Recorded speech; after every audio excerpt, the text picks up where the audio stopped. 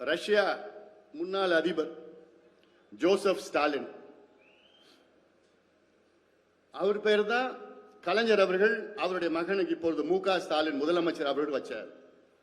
Joseph Stalin ரஷ்யாவில் ஒரு அதிபர் முன்னாடி இருந்தார்.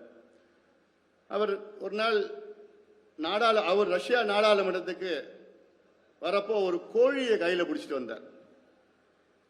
கையில பிடிச்சிட்டு வந்து எல்லார் முன்னாடியும் அந்த கோழியுடைய சிறகுகளை ஒன்னொன்னா பிடுங்கி பிடுங்கி பிடுங்கி பிடுங்கி வீசினார்.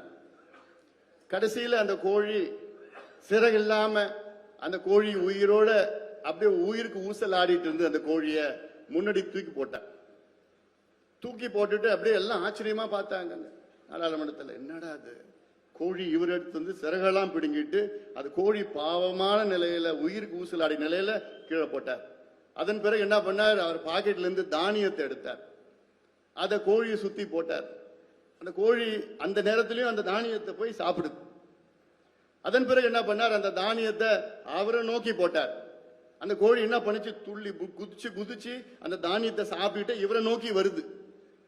அப்ப சொன்னாரு, இதுல இருந்து நீங்க என்ன கத்துக்கிட்டீங்க? அவர் சொல்றாரு, மக்களை எவ்வளோ பிழிஞ்சாலும் கடைசியில ஏதாவது ஒண்ணு தூக்கி போட்டா மக்கள் இந்த கோழி போன்று நம்ம கிட்ட வருவாங்க.